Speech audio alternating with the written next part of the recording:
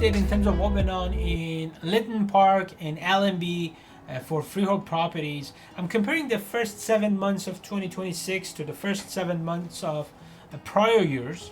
So I'm comparing apples to apples in the area. And the first one that I look at is the number of sales. We actually had 12% more transactions this year for the same period than last year. We had 107 transactions versus 94 transactions in 2025. So we had more participation from buyers. We had about 13% more listings as well. Both buyers and sellers in this area were more active this year than last year. We had 312 listings this year compared to 271 in 2025 for the first 7 months. What is more interesting to me is that we had less terminations. Terminations is that a property was listed on the market, but it was taken off, it was canceled, terminated, suspended, whatever, for any reason but selling. It didn't sell, they were taken off the market. Last year, 61% of properties that were listed on MLS in Lytton Park and Allenby were terminated. And this year, that ratio was 46%. That's a decline of about 32% in terms of ratio, 15% less in terms of absolute numbers.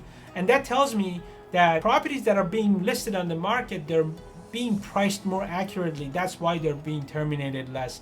And that's partially why there's more participation in terms of actual transactions from the buyers, because the prices are being more realistic. So that tells me that the market is finding a little bit of a more balance. Okay, average asking prices were up by 5%. We averaged at $3.32 million. Average sale price was down by 3% compared to last year, same period of time. We averaged $2.47 million as average prices this year. The ratio of sell price to average asking prices was 74% this year, which is an 8% reduction from last year. So on average, a property would get about 74% of its original listing price, not the last time it was listed. On average, a property sold for about 74% of average asking price since it was listed on the market. I'm not talking about the last time it was listed, I'm talking about in general. And the other thing that was interesting to me was that it took significantly less time for a house to sell. It took 37% less time. The property on average was on the market for 38 days this year so far for the first 7 months. And that number last year was 52 days. It tells me that, again, properties are being priced more accurately and there's more participation from sellers.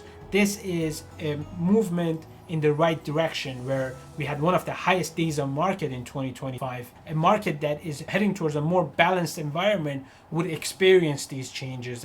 Transactions will be higher and prices may still be in correction territory, but the market is finding its balance, in my opinion.